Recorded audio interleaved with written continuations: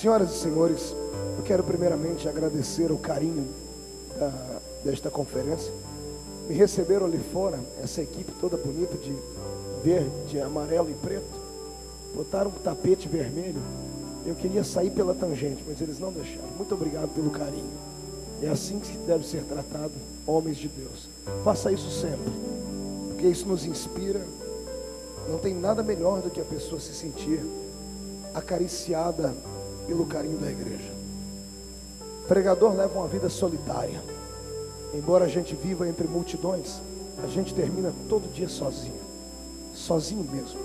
Os quartos de hotéis às vezes são um transtorno. Parece uma prisão, parece uma ilha de Patmos. Mas eu não estou reclamando. Quem colocou a mão na obra não pode olhar para trás. Não é verdade? E já que esse é um encontro de líderes, eu não sei se você está preparado para ouvir o que eu tenho para falar agora. Eu sei que algumas pessoas depois desta manhã vão desistir da chamada que tem. Vão pegar a sua enxada e aposentá-la.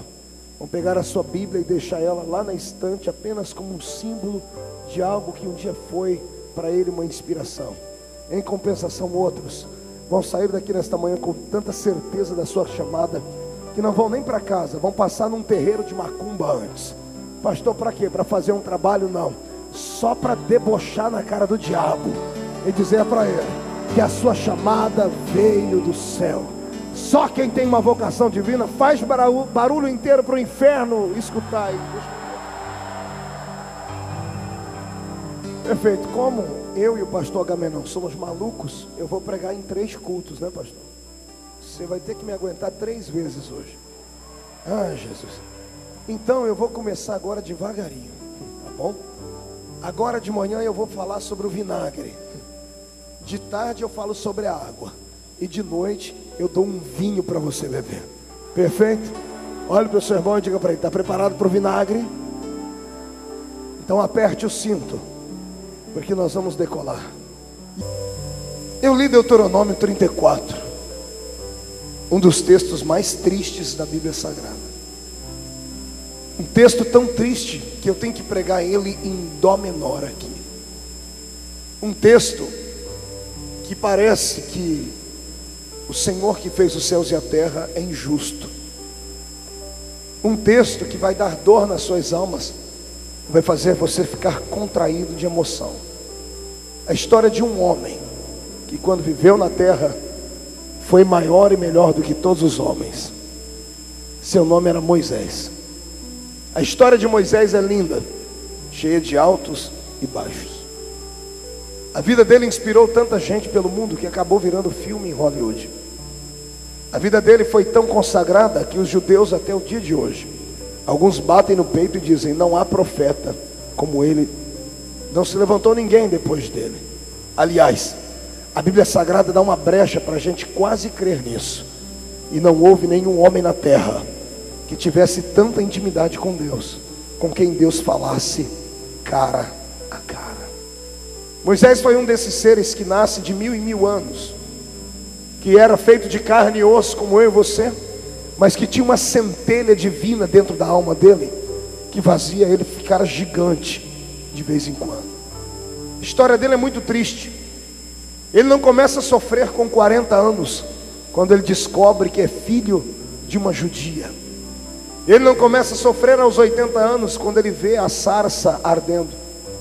Ele não começa a sofrer com 120 anos, quando ele morreu. Ele começa a sofrer quando ele era apenas uma sementinha, quando ele foi plantado dentro do ventre da mãe dele. Naquela época, Faraó havia decretado uma lei marcial: ninguém do sexo masculino vai nascer entre os hebreus e viver. Ele foi oprimido no ventre da sua mãe, sofreu rejeições psicológicas, porque nenhuma mãe, nenhum pai queria ter um filho naquela época, porque sabia que se o menino nascesse, deveria morrer. Imagine você sendo gerado no ventre da sua mãe, e a sua mãe e o seu pai profeticamente colocando a mão na barriga, dizendo assim: vai ser uma bela menina, uma menina dos olhos cor de jabuticaba, da pele toda bronzeada e do cabelo alourado. Vai ser uma menina. Eu imagino a mãe e o pai profeticamente dizendo, para fugir da ira de Faraó: qual nome daremos a ela? Sara? Miriam 2? Que nome daremos a ela? Ruth? E de repente, 9 meses depois, não nasce uma menina. nasce um menino. Nasceu numa fase tão desgraçada que, como o pai e a mãe esperavam vir uma menina, eles não tinham nome para colocar nele. Você já leu isso na Bíblia? Ele ficou 3 meses com a mãe e com o pai e ninguém colocou nome nele. Pergunte para a pessoa do seu lado: por quê? Por quê, pastor Agamenon? Por quê? Como é que um pai e uma mãe têm um bebezinho, que é a coisa mais esperada do casal, e não colocam o nome no filho? Antes dos meus filhos nascerem, nós já tínhamos dado 5 nomes para cada um deles. Acredito que com você foi assim também. Ele foi o único menino que nasceu no mundo e o pai e a mãe não tinham um nome para dar para ele. Por quê? Quer ouvir? Porque nem a mãe e o pai sabiam, ou melhor, acreditavam que ele iria nascer. Porque eles oraram 9 meses pedindo uma menina, porque se viesse menino ia morrer. Eles acreditavam que Deus iria ouvi-los, mas Deus não ouviu a oração deles, graças a Deus. Aí veio o menino, e como veio o menino, eles ficaram embasbacados. Para a menina já tinha um bercinho preparado, as roupinhas rosas, e ela iria dar continuidade na família. O menino teve que ser escondido. Sendo escondido, ele foi maltratado. Não podia chorar, porque se chorasse, alguém ouviria o choro de uma criança, soldados entrariam dentro da tenda, descobririam que o menino estava vivo. Não morreria só ele, morreria ele, os irmãos, o pai e a mãe. Imagine você, uma criança, toda vez que resolve chorar, alguém vai e tapa a boca dela. O choro é a linguagem da criança, e só mãe interpreta o choro da criança. A mãe sabe quando o choro é de fome, quando o choro é de dor, quando o choro é de birra. Mas ele não podia se expressar, porque quando chorava, alguém tapava a sua boca. Não bastasse isso, todo ser vivo precisa da luz do sol. Concorda comigo? Até as plantas, os animais. Os animais mais berrantes do universo estão nas profundezas do oceano. Seres esquisitos. Animais que quando passam lá no Planet Animal, naqueles canais por assinatura, ou no Discovery Channel, você olha e diz assim: meu Deus, são aberrações, são monstros. E a ciência explica, eles são deformados porque moram nas profundezas do mar. Lá não chega luz e não chega calor. Tudo que não tem luz e não tem calor cresce deformado. Imagine ele, como criança, não podia tomar um banho de sol como eu e você tomamos quando criança, para que nós não tivéssemos aquela infecção na pele chamada tirícia. Imagine que ele não podia ver a luz do sol, ficava envolto em panos, trancado dentro da tenda. A mãe, com as suas entranhas dilaceradas, ainda tinha que ir trabalhar, fazer tijolos. Era escrava. O pai era escravo. A mãe e o pai deles eram o quê? Escravo come bem? Come carne assada? Bebe leite? Escravo come iguarias? Escravo come o quê? Pepino, cebola e alho. Uma mulher que trabalha o dia inteiro no sol, comendo pepino, cebola e alho, que tipo de leite ela vai ter para sua criança beber? O menino não tinha leite para beber. Eu imagino que as mamas de Joquebede eram murchas. Você já viu uma mãe querendo dar leite para o seu filho e ela não ter? Eu já. Eu passei pelo continente africano pregando lá por um bom tempo. Eu chorei muito, emagreci 8 quilos em 20 dias. De ver crianças na igreja desnutridas, com a barriga desse tamanho, pura pele e osso. E a mãe querendo dar leite para a criança e não ter, porque as suas mamas eram murchas e caídas, porque era mal alimentada. Agora imagine você, uma criança que não podia chorar, não podia ver a luz do sol. E eu não sei o que é que ele bebia, se era a mesma comida que a mãe tinha, uma espécie de lavagem. Por isso não colocaram o nome dele, porque sabiam que ele ia morrer. O círculo natural da existência dizia que ele ia morrer. Criança que não pode chorar, que não se alimenta direito e não vê o brilho do sol, ela vai definhar e morrer. Concorda comigo? Por isso ninguém colocou o nome nele. Para que você vai colocar nome numa coisa que você vai perder ela? O nome aliena a vida da pessoa sua. Quando você coloca nome em uma coisa, você passa a ser íntimo e passa a ter saudades. Quando você não sabe o nome da pessoa, isso passa pela sua vida e você acaba esquecendo. Esse menino não tinha nome porque a família não acreditava que ele viveria. 3 meses depois, era para ele estar definhando e morrendo. Aí entra a intervenção daquele que fez os céus e a terra. A Bíblia diz: e 3 meses depois, o menino está bonito, forte, formoso, sorridente, fazendo barulho, gritando, chorando, nhé, voar, sniff, sniff, sei lá o que criança faz. Eu sei que ninguém conseguia segurar ele. E a mãe olha e diz: por que ele não morre? E o pai diz: olha, nós servimos a um Deus que ele tem poder dos céus e na terra, e que quando ele quer, as coisas saem do jeito que ele quer.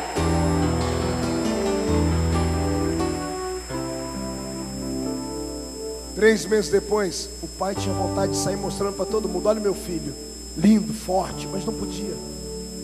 Um dia de noite eles chegam do trabalho cansados, um senta de frente do outro, estão lá mexendo no pepino e na cebola, um candelabro aceso dentro da tenda, refletindo a imagem deles na parede, fazendo tremeluzir as sombras. A mãe não consegue comer, o pai também não, as lágrimas estão misturando com a comida, e os dois têm que tomar uma decisão. E a decisão é essa. Eu imagino o marido puxando a conversa: Joquebede, é ele ou a gente? Mas Anrão, ele é tão bonitinho. É bonitinho, mas não podia ter nascido.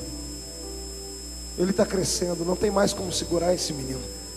Vão descobrir que ele está aqui. Temos que escolher entre ele e entre os outros 2 filhos.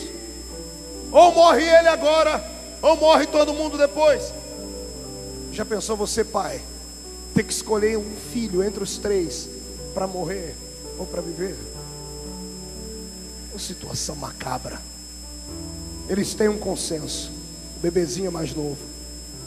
Fazem um cesto, colocam ele nas águas do rio Nilo, porque era assim que as egípcias faziam quando queriam sacrificar aos deuses e aplacar a ira deles.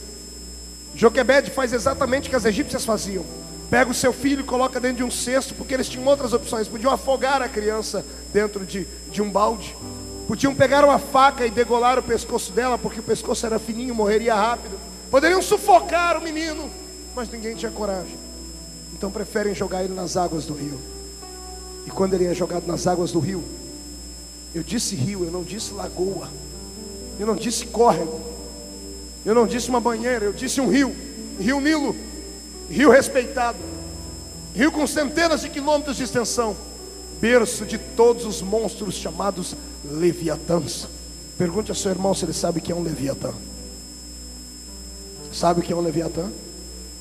É um crocodilo, um jacaré de 3 metros, cuja boca aberta pode abraçar um homem em fase adulta.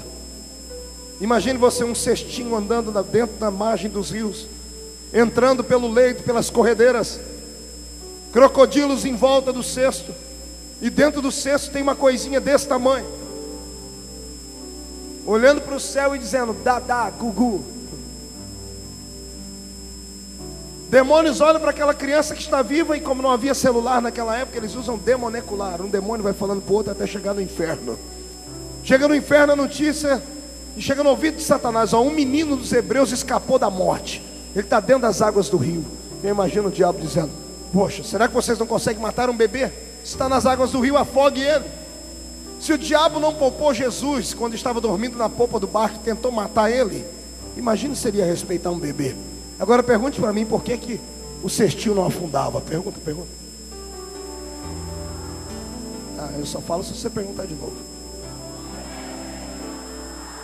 Porque a mão de Deus estava sobre ele. Escute, aquele menino não nasceu porque a mãe e o pai queriam. Aquele menino nasceu porque Deus queria que ele nascesse. Pastor, onde o senhor quer chegar? Eu quero chegar aqui, na sua história atual. Você não é fruto do acaso. Você não nasceu porque o método contraceptivo do seu pai e da sua mãe fracassaram. Você não nasceu porque o aborto foi mal feito e você conseguiu sobreviver. Você não nasceu simplesmente porque alguém disse: não mate, senão você vai para o inferno. Não. Você nasceu porque alguém lá em cima queria que você nascesse. Seu pai e sua mãe podem ter te rejeitado. Eu não sei qual foi o nome que deram para você quando você era um bebê. Para mim, o nome que o meu pai me deu era problema, porque era um adultério. Quando minha mãe engravidou, ele fez a minha mãe me abortar. E ela tentou 3 vezes. E ela era mestre em abortar bebês. Ela já havia matado mais de 150 bebês de outras mulheres na cidade. Ela tinha uma profissão macabra. E ela foi para o hospital 3 vezes sangrando muito. E na última vez o doutor disse: moça, não tente abortar mais essa criança. Por 2 motivos. Primeiro, ela não quer morrer. Porque é a 3ª vez que você traz ele aqui sangrando. Eu fiz aqui agora um exame. Ele está com a cabecinha toda machucada, respirando com dificuldade aí dentro. Ele está quase morrendo, mas não morre. Ele não quer morrer. E segundo, do tamanho que ele está, se você tentar matar ele agora, além de morrer ele, morre você junto. A escolha é sua. Quando minha mãe disse isso para o meu pai disse: olha, então você vai perder tudo que tem, eu não vou te ajudar mais, porque isso vai trazer uma desgraça sobre a minha família. Um dia, no estado de surto, minha mãe começou a esmurrar a barriga dela e dizer: por que eu não mato essa desgraça que está dentro de mim? Ninguém na minha casa era crente, mas não precisa ser crente para saber quando o milagre está acontecendo. Minhas tias seguraram a minha mãe e disseram: se esse não morre, é porque alguém lá em cima quer que ele viva. E a vontade de Deus é soberana. Aleluia.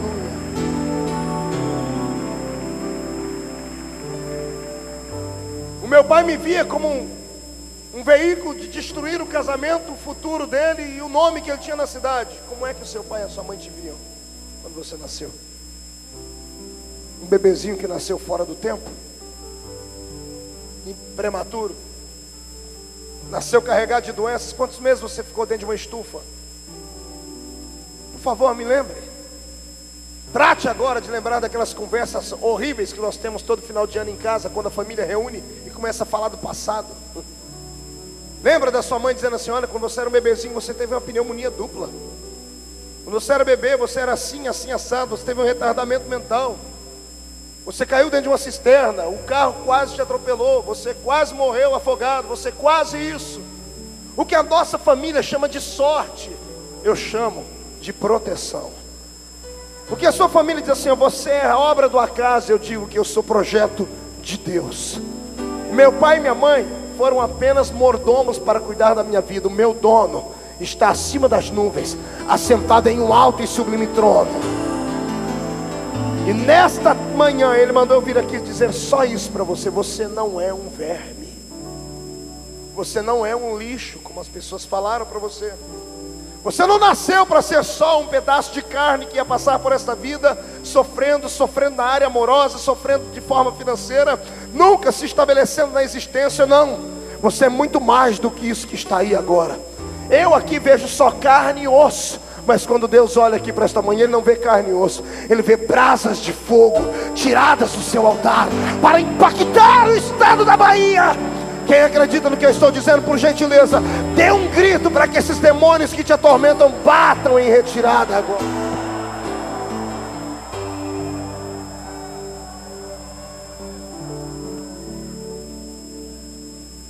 A sua história não foi escrita na terra, a sua história foi escrita no céu.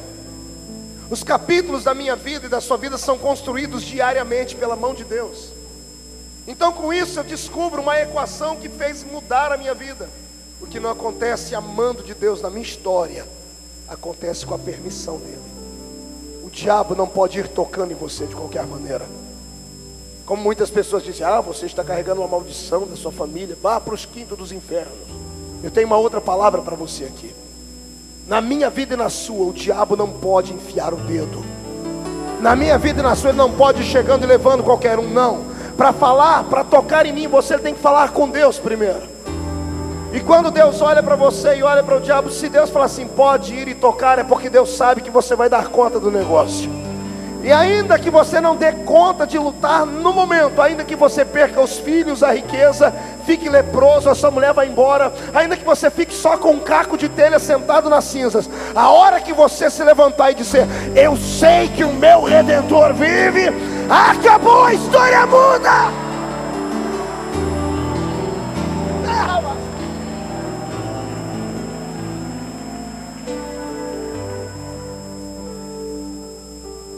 Você tem 2 opções depois deste seminário: voltar para casa só dizer: poxa, eu ouvi tantas palavras bonitas, tantos oradores que sabem tão bem empregar os vernáculos. Você vai voltar para casa dizendo assim: eu não sou aquilo que eu penso que sou. Eu sou muito mais do que aquilo que penso que sou. Se você soubesse perto de quem você está sentado agora, se você pudesse ver o que Deus vê, porque Deus não vê só o presente, Ele carrega uma luneta telescópica do futuro. Todas as vezes que Deus vê você, Ele enxerga você lá na frente. Por que você acha que Deus não te matou ainda? Por que você acha que Deus não deixou você se arrebentar com a cara no muro? Você sabe do que eu estou falando. Você leva uma vida desregrada, está cheio de pecado, é um crente de duas faces. Na igreja é uma coisa, fora dela é outra. Você conhece a sua história melhor do que Deus. Você sabe o que eu estou dizendo, você sabe o que é que Deus pensa de você. Por que você acha que você não morreu ainda? Por que Deus não expôs você ao ridículo da terra ainda? Por que você acha que Deus suporta essa sua ranzinzice, essa sua chatice? Cá para nós, tem uns crentes, irmãos, que só Jesus dá vontade de quebrar o pescoço deles. Não é verdade? Não, olha aí do seu lado, você vai encontrar um agora. O cidadão não abre a boca nem para respirar. Vem para uma reunião como essa só para me desafiar. Sabe que eu sou do reteté, do grito, da graça. Ele senta na minha frente e trava a boca e fica mascando a desgraça de um chiclete ainda, só para me irritar. Ei, infeliz, eu não tenho medo de cara feia. Escute, a tua sorte é que eu não sou Deus. Se eu fosse Deus, eu já tinha te fulminado. Sabe por que Deus não te fulminou ainda? Pergunte para mim, por quê, pastor? Não ouvi direito. Me acorde, eu ainda estou dormindo. Porque Ele viu o futuro. E lá no futuro Ele sabe que você vai consertar. Lá no futuro Ele sabe que você vai melhorar. Se você acredita nisso, tire o pé do chão para adorar.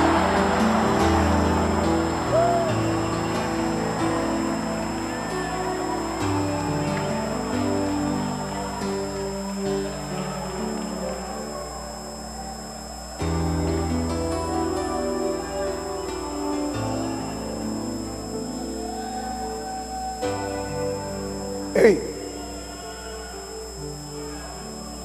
esse menino sofreu tanto que depois de escapar do rio, ele foi parar dentro do palácio de Faraó.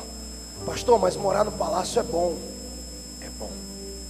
Até você descobrir que toda a comida que você come no palácio, que toda a roupa que você veste dentro do palácio, que todo o luxo que você tem lá dentro, custou o sangue da sua mãe e do seu pai, trabalhando debaixo do sol para sustentar a opulência do reino do egípcio. É bom morar dentro do palácio até descobrir que tudo que você tem lá de bom custou o sangue dos seus irmãos, que viveram uma vida de escravos por 430 anos numa terra maldita. Com 40 anos de idade ele descobre de onde vinha toda a riqueza. Ele se revolta.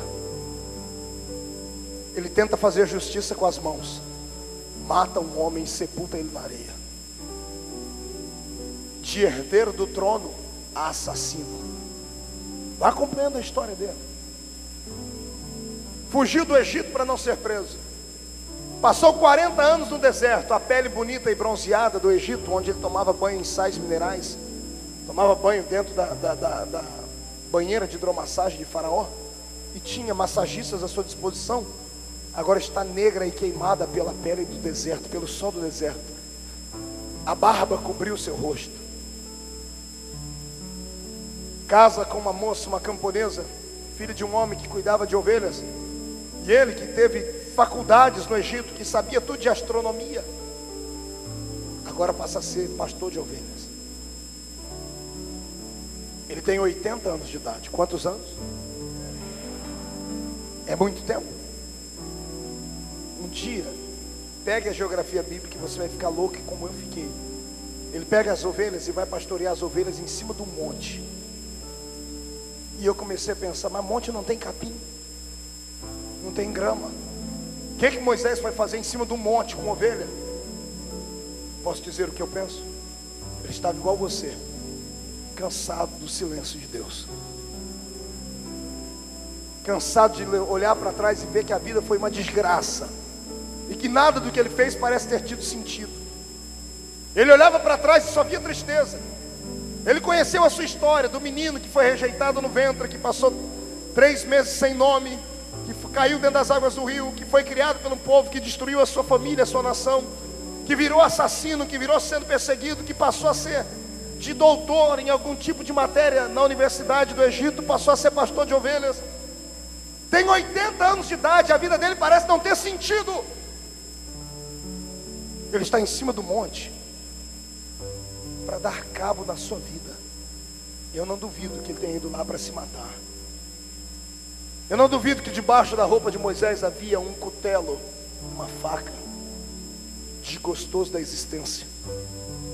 Porque todas as crises existenciais levam a pessoa a uma depressão. E a depressão leva a pessoa ao desejo de deixar de viver. Quando ele está lá em cima e as ovelhas lá perambulando pelo meio do monte, quando ele pega essa faca, imagina, quando ele olha para ela e começa a lembrar do seu passado, a vida passa como em uma tela de cinema, como está acontecendo com você agora. Uma vontade de chorar incontrolável vem, porque a vida de todos os seus amigos deram certo. Todo mundo na sua família acertou a mão, e só você que não. Você é o patinho feio da família. Você é a ovelha negra da história. Tanto é que precisou procurar apoio numa igreja evangélica. Deus levou ele no limite. E quando ele está lá no limite, antes dele fazer uma besteira, Deus olha e diz: está na hora de eu mostrar para ele porque é que ele nasceu. Na frente dele tem um capim seco, uma sarça, e levanta um fogo no meio da sarça. Quando ele olha para aquilo, ele acha que é uma visão do deserto. Ele enxuga os olhos, ele olha, e a chama está lá, e a sarça não se derrete, não vira cinza. Quando ele percebe que aquilo não é visagem e nem visão, ele levanta para dar 2 passos para trás. Do meio da sarça sai uma voz, chama ele pelo nome e diz assim: Moisés, tira as alparcas dos seus pés, porque o lugar em que você está é uma terra santa. Está preparado para dar um tapa na cara de Satanás hoje? Deus pode nunca ter falado com você, mas a hora que Ele resolver falar com você, Ele vai se mostrar tão íntimo de você, você vai se assustar, porque Ele vai te chamar pelo nome. Moisés tinha 80 anos, Deus nunca tinha falado com ele. O dia que Deus resolveu falar, Deus falou o nome dele: Moisés. Eu imagino Moisés: o Senhor me conhece desde quando você era uma sementinha assim. Aleluia. É aqui que eu me emociono e aprendo com Davi. Davi orando um dia disse: Senhor, tu me sondas e me conheces desde que eu era pequeno e informe. Uma coisa pequena eu sei o que é. O meu celular é pequeno, mas ele tem forma. O que é uma coisa pequena e informe? É uma coisa que não tem aparência, está em processo de criação. Davi estava dizendo: o dia que meu pai amou a minha mãe, meu pai plantou sementes de vida dentro dela. Só que não plantou uma, nem duas. A ciência diz que um homem é capaz de plantar cerca de 40 milhões de sementes de vida. Pequeno e informe. Eu vou dizer uma coisa hoje que é para você sair daqui crendo. Você já nasceu campeão, irmão. Pastor, não pode, pastor, eu nasci doente. Pastor, você já nasceu campeão. Quando você nasceu, eu calculei o tamanho de uma semente masculina, um esperma, e calculei o tamanho que vai da entrada do corpo da mulher até o útero dela. Parece ser pequeno, um palmo, mas para o tamanho que você era, o gameta que você era como se você fosse um nadador e tivesse que nadar da praia do Rio de Janeiro até o Canal da Mancha na Europa e voltasse nadando por 3 vezes. Você nasceu e já nasceu dentro de uma maratona. E você não nadou contra 1 ou 2 ou 10, você nadou contra 40 milhões. E sabe o que eu acho mais lindo? Só você chegou lá.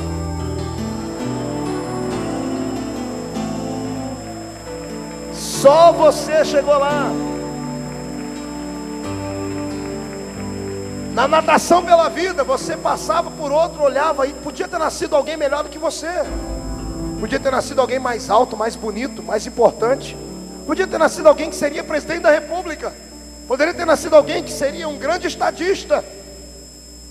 Deus olhou para você lá dentro e viu que você seria chato, feio, cri-cri, ignorante, bruto.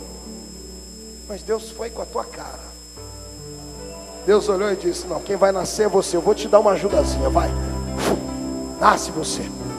Nasce você, porque eu sou um Deus que amo desafios. Eu gosto de pegar o que é lixo e transformar em luxo. Eu gosto de pegar aquilo que não é, para mostrar para todo mundo que eu pego aquilo que não é para ser. Eu gosto de pegar aquilo que não tem aparência, para deixar belo e bonito. Deus é mestre em pegar gente que não valia nada e colocar na mão deles a chave do universo.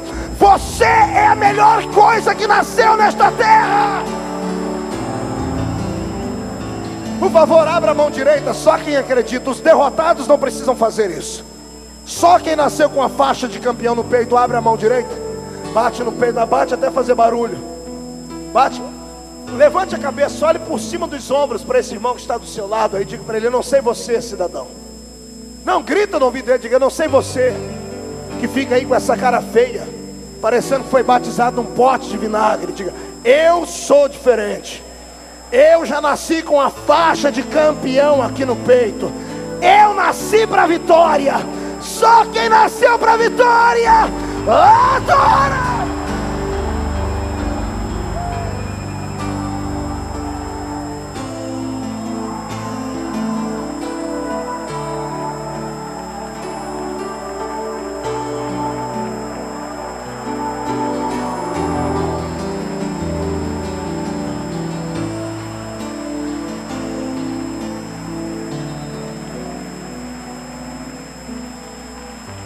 Amém?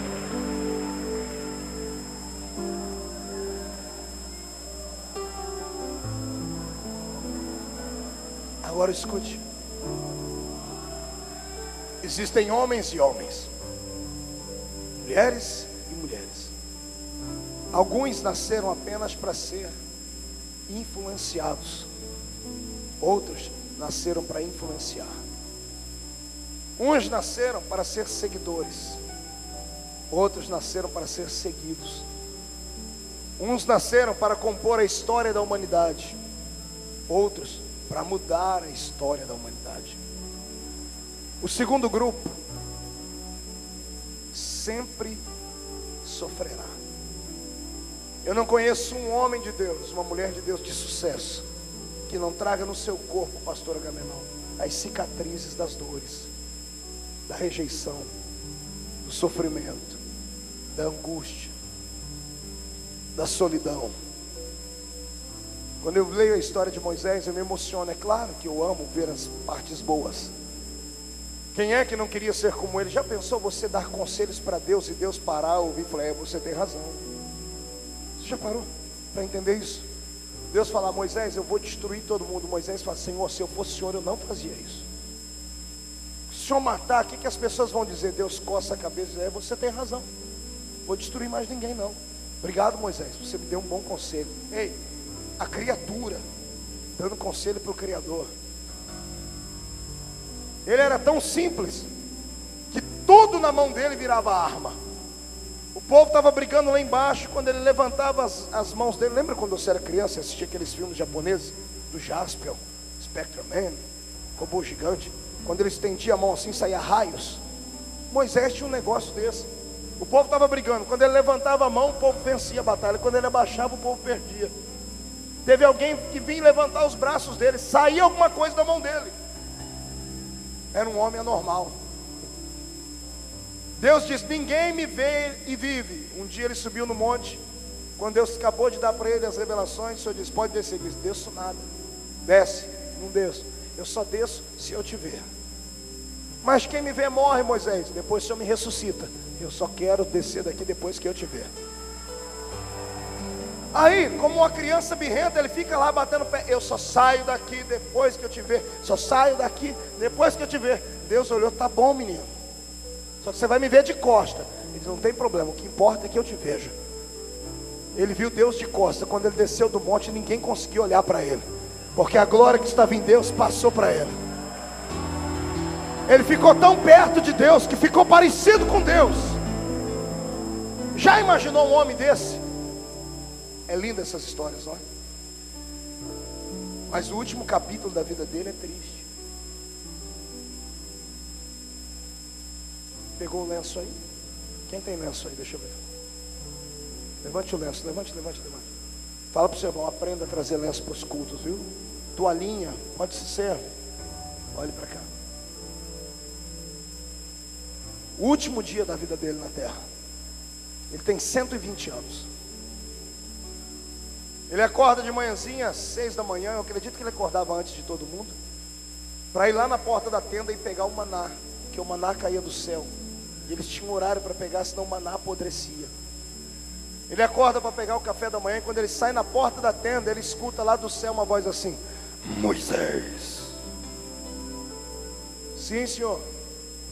Moisés, preciso conversar com você urgente. Pode falar, pai. Aí não, vem aqui para o meu escritório. Aí, senhor, aqui. Aí no cume do Pisga. Senhor, mas eu não sou mais o garotão de 80 anos que conseguia subir isso aqui em 6 horas. Vou demorar umas 8 horas. Sem problema, Moisés, eu te espero, vem. Senhor, posso levar Josué comigo? Não. Posso levar Ur comigo? Não. É uma conversa particular, só nós dois. Ele sobe o monte. Cada vez que ele vai subindo, ele vai olhando para trás e vai vendo as barraquinhas ficando para trás. As 12 tribos esparramadas, Carlos. Ele vai olhando pela última vez os filhos que ele gerou. Quando ele chega lá em cima no monte, o vento está soprando.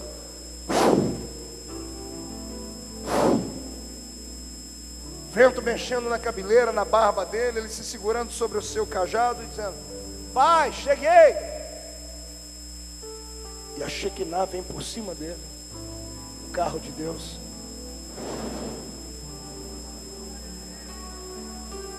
Tudo bem, Moisés?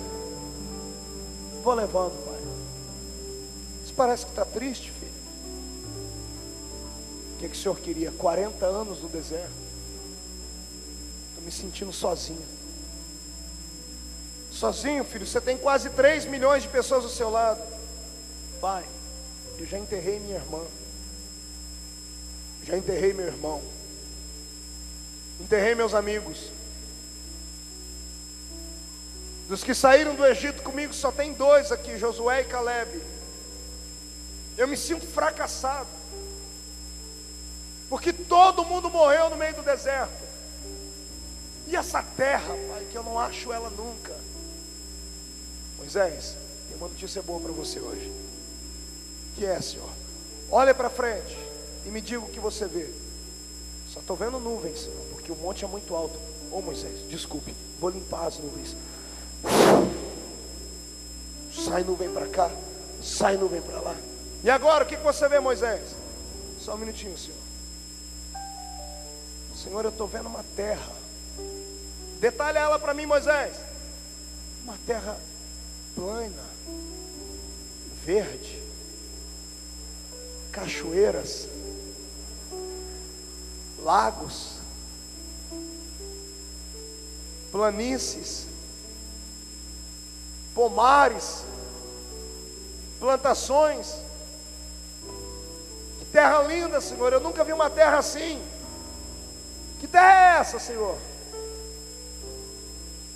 Me diga você, Moisés. Eu não sei, Senhor. Essa região é nova para mim. Que terra é essa, Moisés? É a terra, Moisés. Senhor, não brinca comigo. Eu tenho 120 anos. Eu posso ter um colapso aqui. Meu coração pode pifar. Não brinca, eu sou um velhinho, pai. Que terra é essa? É a terra, Moisés. O coração do velhinho dispara. A boca seca. Os olhos marejam. Lágrimas. Pai, não brinca. É a terra. É a terra da promessa. É a terra que o Senhor falou para Abraão, Isaac e Jacó. É a terra, Moisés. O sorriso vai nascer nos lábios dele. Pai, obrigado. O Senhor é um Deus que cumpre as suas promessas. Pai, dá licença, eu preciso descer. São 8 horas para descer. Eu tenho que descer e preparar todo mundo, que Eu vou pedir para os levitas vestirem roupinha branca, os sacerdotes prepararem uma buzina para tocarem a trombeta, os soldados para polirem as espadas, as mulheres prepararem uma dança, como aprenderam com a minha irmã quando atravessaram o Mar Vermelho. Pai, eu preciso de um hino. Pai, o que o senhor acha daquele hino que Miriam ensinou a gente lá na beira do rio, do Mar Vermelho? Aquele, só o Senhor é Deus. É bonito aquele hino? Posso preparar o povo? Posso descer, Senhor? E o Senhor: não, Moisés, ainda não. Por que, Senhor? Calma, Moisés, você passou 40 anos, fica um pouquinho comigo. O que você vai fazer na terra, Moisés? O que você vai fazer quando chegar lá? Eu imagino Moisés dizendo: Senhor, eu lutei por essa terra, eu vou escolher um lugarzinho, mandar fazer uma casa para mim, vou pegar os artífices de Israel, mandar eles fazerem uma cadeirinha de balanço, pegar os meus netinhos, arrumar uma vara de pescar, quero ir naquele rio, naquela lagoa, pescar bastante, quero ver os meus filhos se darem bem na vida, os meus netos crescerem, e eu, Senhor, curtir todos os amigos que os velhos têm: artrite, artrose, osteoporose, reumatismo, catarata, bico de papagaio. Posso descer, Senhor? Não, Moisés. Abra o parênteses. Quando você fica muito íntimo de uma pessoa, você sabe tudo que ela pensa. Você sabe o que significa o silêncio dela. Você sabe quando ela está mentindo, quando ela está omitindo. Moisés conhecia Deus há muito tempo. Ele sabia que tinha alguma coisa errada. Senhor, posso descer? Não, Moisés.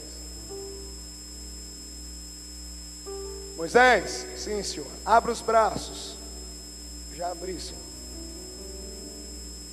Fecha os olhos. Já fechei, Senhor. E agora? Moisés. A mão de Deus sai do céu, atravessa a nuvem e aponta para o coração dele. Moisés, sim, Senhor. Morre!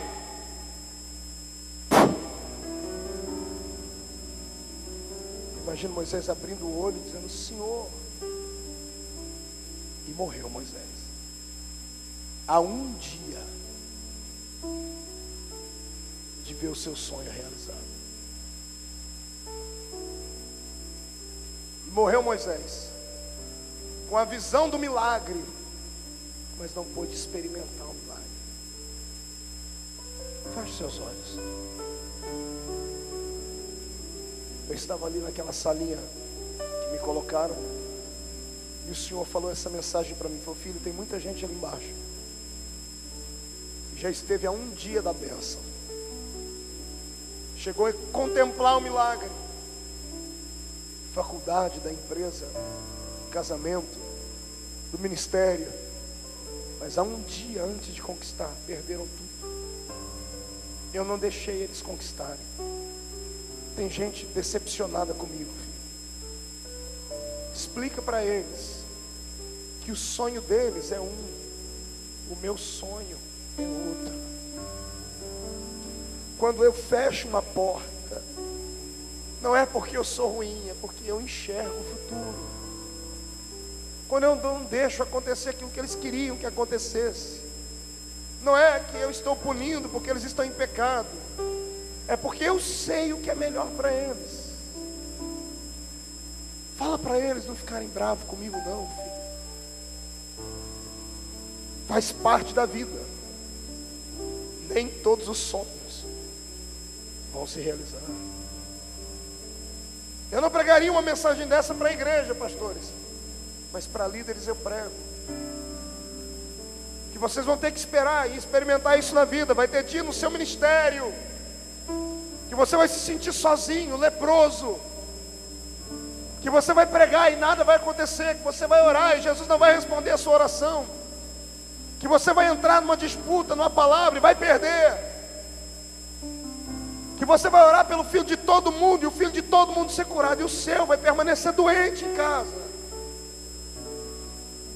Vai ter dias na sua vida que você vai ver Deus levantar o castelo de todo mundo por quem você orou, e o seu desmoronar. E é nessa hora que Deus percebe se você vale ou não vale a pena todo o investimento que Ele deu na sua vida. Aramassuri de Candará.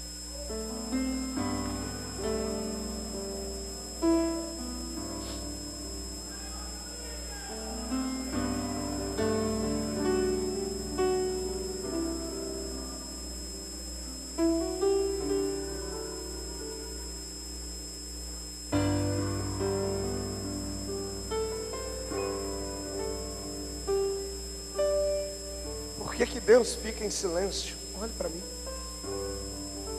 Por que às vezes que a gente mais precisa dele, parece que ele se esconde da gente? Por quê? A vida da gente é cheia de porquê. Por que se a gente dizima a oferta e você está desempregado? Por que você subiu o monte, orou, jejuou pela família dos outros e Jesus ouviu e a sua está destruída? Tem coisas na vida que nós nunca vamos ter resposta. Às vezes parece que Deus é injusto, mas não é.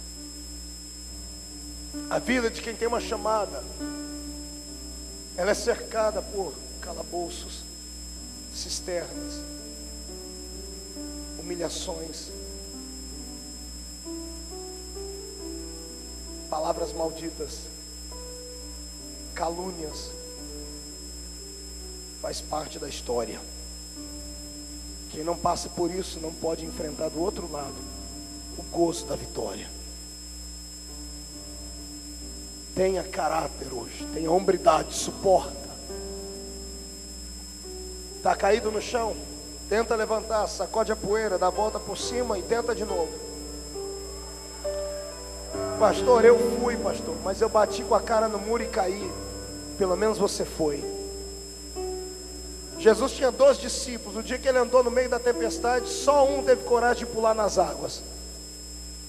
Andou com Jesus, ele afundou. Quando entrou dentro do barco, estão enxugando ele, os outros, é por isso que eu não pulei nas águas. Todo mundo debochando. Pedro, toda vida, quando alguém lembrar dessa história, vai lembrar que você é o homem bully, o homem de pouca fé.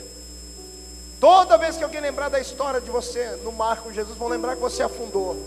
Imagina o Pedro olhando para ele, vão lembrar que eu afundei. Mas na história do mundo, quando lembrarem de alguém que pisou nas águas e as águas pareciam asfalto, só 2 homens fizeram isso: Jesus e eu.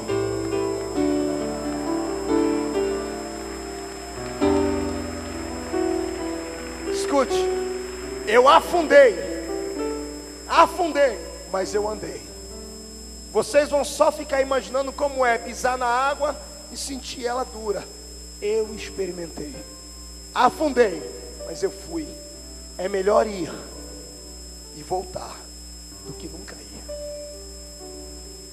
É melhor ir, bater com a cara no muro, se arrebentar todo e voltar, do que passar a vida inteira perguntando como teria sido se eu tivesse ido. É melhor chegar na porta da terra prometida, olhar ela com os olhos, do que ter morrido no meio do deserto como todo mundo morreu. O sonho de Deus é maior e melhor do que o seu. Deus não é injusto. Ele apenas está numa sintonia diferente. Ele sente diferente, ele enxerga diferente. Eu já estou terminando. Quando eu era criança na igreja, garota, adolescente, eu passei por uma experiência que ela me perturbou muito. Tinha uma irmã na minha igreja, mais baixinha um pouquinho, chamava irmã Sebastiana. Uma velhinha, uma mulher santa, mãe de um monte de filhos. Todos os filhos se desviaram, só um ficou, chamava Enoque. Enoque era meu amigo, meu companheiro de oração, de vigília. E toda vez que a gente chegava na casa dele, a irmã Sebastiana, velha, analfabeta, sem dentes, dava um sorriso desdentado, dizia: está firme com Jesus? Estamos sim. Ela fazia um bolinho de chuva, um cafezinho pra gente, sempre com carinho. Ela casou com um homem tão desgraçado que o infeliz fundou a igreja na cidade e anos depois queimou a Bíblia. Ué, apostatou da fé, arrumou um monte de amantes. E a irmã Sebastiana sabia tudo isso e suportava. Um dia Jesus deu um presente para ela. Pergunta para mim o que é? Um câncer. O marido adúltero, desgraçado, tinha saúde. E ela, uma mulher de Deus, de oração, pegou um câncer que destruiu ela inteirinha. Nos últimos dias de vida dela, um dia fomos eu e Enoque dentro do hospital para visitá-la. Quando Enoque viu a situação da mãe dele, ele não aguentou, ele saiu de lá de dentro. Ela estava tão velha, tão magrinha, não tinha veias no corpo para tomar soro, eles davam soro no dedo do pé. A enfermeira cuidando dela disse assim: essa mulher aqui sente dores que nenhum de nós aguentaria. E um detalhe, ela não grita. Ela não grita. Eu olhei para a irmã Sebastiana e lembrei dela de pé, fazendo bolinho de chuva. Aquilo me deu uma angústia, me deu uma revolta. Eu levantei minha mão por cima dela, fiz uma oração em silêncio para não acordar ela. Quando eu estou orando, eu escutei um gemido, eu abri o olho, era ela. Ela deu um gemidozinho bem leve. Ela olhou para mim e disse: Marquinhos, é você? Eu disse: sou eu, irmã Sebastiana. Eu dei um sorriso. No meio de sorriso, ela fechou o olho, como se estivesse sentindo muita dor. E eu disse: está tudo bem, irmã Sebastiana? Eu disse: com Jesus vai tudo bem. Ela olhou para mim e disse: cadê o Enoque? Eu disse: o Enoque está ali visitando outras pessoas no quarto. Está firme? Está firme, irmã Sebastiana. Vocês estão orando? Estamos orando. Estão indo na igreja? Vamos, sim, senhora. Estão orando? Estão indo para as campanhas? Estamos indo. Vocês estão fazendo consagração? Então, não deixa Jesus por nada, viu? Leia a Bíblia todo dia. Eu fui lá para confortar ela, ela não deixava eu falar. Só ela que me confortava. Jesus é a única riqueza que a gente tem na vida, Marco. Nunca se afasta dele. De repente ela parou, deu outro gemidozinho. Foi: irmã Sebastiana, grita. Eu estava estudando na época. Justo naquela semana eu aprendi na escola que quando você grita, você manda uma mensagem para o cérebro, e o cérebro interrompe a dor por segundos, milésimos de segundos. É por isso que a gente grita quando sente dor. Quando a pessoa grita, já viu aquelas pessoas que lutam Kung Fu? Quando elas vão dar golpes em pedras, elas gritam muito alto. O grito interrompe a dor. Eu falei: irmã Sebastiana, grita. Grita, irmã Sebastiana. E ela fazia assim para mim: não posso. Falei: por que não? Ela disse: abaixa aqui. Coloquei o meu ouvido perto da boca dela e disse: está vendo aquela mulher ali do lado da cama, no hospital? Falei: sim. Se eu gritar, ela nunca vai acreditar no meu Deus. Ela está morrendo e está preocupada com os outros. Ela me vê orar todo dia, de manhã, de tarde, de noite. Ela já brincou comigo e falou assim: cadê seu Deus, dona? Eu não tenho força para pregar para ela com a minha boca, Marco, mas ela sabe que eu sou crente. E se eu aguentar firme aqui, ela vai ver que vale a pena ser crente, porque o crente até na morte ele tem paz.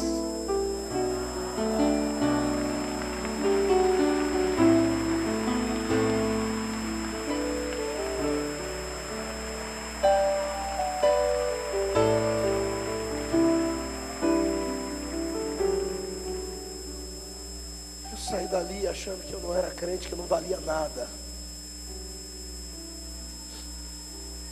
Aleluia. Chegou um tempo na frente, ela morreu. Fomos no velório dela, um velório muito simples, um caixão mais barato. As irmãs do círculo de oração lá, sou assembleiano, todo muito simples, gente com a harpa cristã em volta da tumba, cantando um hino de despedida. Estou eu saindo pelo canto e o coveiro me chama no canto, o coveiro, em cima de uma papa: moço, quem era essa mulher aí? Essa é uma irmã da minha igreja. Ela era importante. Eu disse: por quê? Ela tem gente militar na família dela. Eu disse: por quê? Quando vocês entraram com o caixão, veio o caixão, vocês, e atrás veio um grupo de soldados de roupa branca. Parecia gente da marinha.